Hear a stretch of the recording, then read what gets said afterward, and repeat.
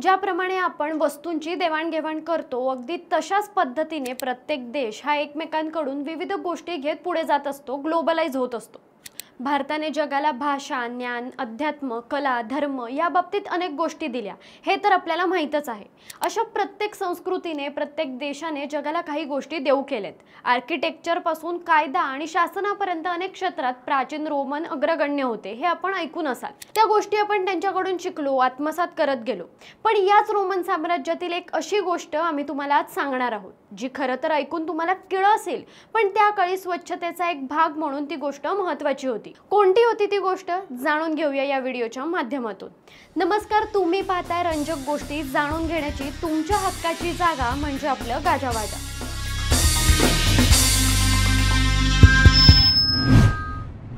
तर ही गोष्ट म्हणजे रोमन लोक दात स्वच्छ ठेवण्यासाठी चक्क लघवीचा वापर करायचे।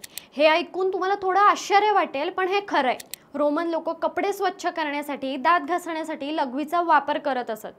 आजच्या काळात दात चमकदार करण्यासाठी वेगवेगळ्या पेस्ट, ब्रशेसचे वेगवेगळे प्रकार, तोंडाला दुर्गंधी येऊ नये म्हणून दात घासल्यावर पुदिना, मिंट वगैरे असलेले माउथवॉश हे सगळं आपण पाहतो आणि वापरतो देखील। पण चक्क माउथवॉश म्हणून लघवी? आज आपल्यासाठी हे विचित्र वाटत असलं तरी रोमन स्वच्छता पद्धतींमध्ये, विशेषतः कपडे धुण्याच्या कामात युरिनने महत्त्वपूर्ण भूमिका बजावली आहे। प्राचीन रोममध्ये स्वच्छतेला खूप महत्त्व दिलं जातं आणि लोक स्वतःला आणि त्यांचं सामान स्वच्छ ठेवण्यासाठी विविध पद्धती वापरत। यात मानवी आणि प्राण्यांचे मूत्र सामान्यतः कपडे स्वच्छ करण्यासाठी वापरले जात असे। आज आपण वॉशरूमला जातो आणि कुठलाही विचार न करता फ्लश करतो, परंतु प्राचीन काळी ती एक मौल्यवान वस्तू मानली जात होती। आता याचं साम्य दर्शवणारी एक पद्धत म्हणजे शिवांबू चिकित्सा। असं म्हटलं जातं की माजी पंतप्रधान मोरारजी देसाई हे शिवांबू प्राशन करीत, त्या आधारे ते 99 वर्ष आरोग्यदायी आयुष्य जगले। ही शिवांबू चिकित्सा म्हणजेच मूत्रचिकित्सा। स्वमूत्राचा वापर शरीराअंतर्गत स्वच्छतेसाठी व बाह्य रोगांवरील उपचार करणं म्हणजेच शिवांबू चिकित्सा। या उपचार पद्धतीत असंही म्हणतात, साठवलेलं शिवांबू जर त्वचेवर चोळलं तर त्वचा विकार बरे झाले आहेत। या उपचार पद्धतीची मुळे रोममध्ये सापडतात।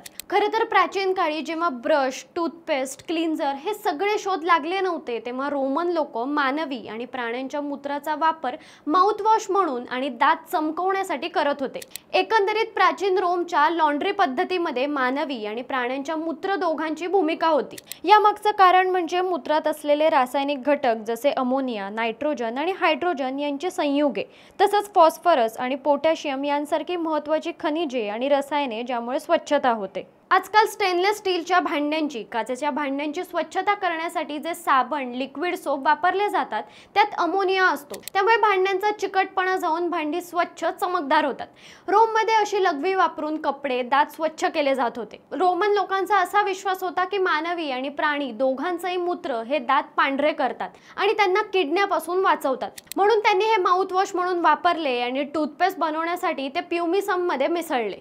खरं तर मूत्र इतके प्रभावी होते की ते 1700च्या दशकापर्यंत टूथपेस्ट आणि माउथवॉश मध्ये वापरले जात होते। आज संशोधन केल्यानंतर हे सिद्ध झालं की लघवीत असलेले अमोनिया वगैरे घटक हे खरोखरच स्वच्छता करण्यासाठी उपयुक्त आहेत। आता हे वापरण्याची सुद्धा एक पद्धत होती। या प्रॅक्टिस मध्ये प्रामुख्याने सार्वजनिक मूत्रालये आणि तबेले किंवा इतर प्राणी बांधून ठेवलेल्या ठिकाणावरून मूत्र गोळा करणे समाविष्ट होते। तर यामध्ये रोमन लोक स्वच्छतेसाठी लघवी साठवून ठेवत। अशी लघवी साठवण्यासाठी विशिष्ट भांडी वापरली जात। ही भांडी खुल्यावर ठेवलेली असत। लोक त्यात मूत्र विसर्जन करायचे। ते निर्जंतुक होईपर्यंत लोक थांबत, अगदी ते अमोनियामध्ये एकजीव झाले की मग ती भांडी उचलून नेत आणि पाण्यात मिसळून घाण झालेल्या कपड्यांवर ओतून ठेवत। मूत्राची भांडी गोळा करून आणून देणाऱ्या माणसाला पैसे द्यावे लागत, कारण त्यांचा घाणेरडा वास सहन करत तो माणूस ते भांड वाहून आणायचा। मग कोणीतरी घाणेरड्या कपड्यांवर पाण्यात लघवी मिसळून तुडवायचा, त्यालाही पैसे द्यावे लागत। या लॉन्ड्रिंग प्रक्रियेच्या मध्यभागी फुलर्स होते। फुलर्स म्हणजे लॉन्ड्रिंग करणारे।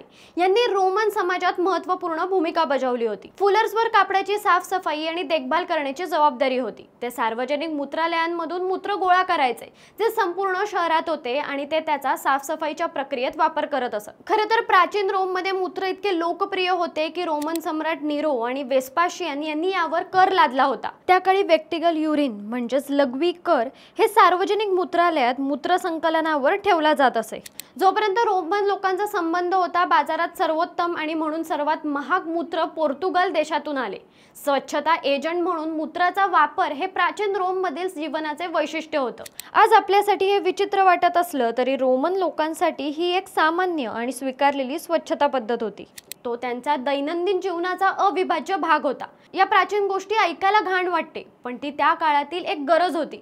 अजून काही दशकांनी कदाचित आपल्या राहणीमानावर पण आपल्या भावी पिढ्या असू शकतील, पण त्या काळाची ती गरज असते आणि माणूस त्यावेळी उपलब्ध असलेल्या साधन सामग्रीचा वापर करून आपलं आयुष्य सुखी करायचा प्रयत्न करत असतो। त्यावर चूक बरोबर सांगणारे आपण कोण, नाही का? अशाच रंजक गोष्टी जाणून घेण्यासाठी गाजावाजाला लाईक, शेअर, फॉलो आणि सबस्क्राईब करायला विसरू नका।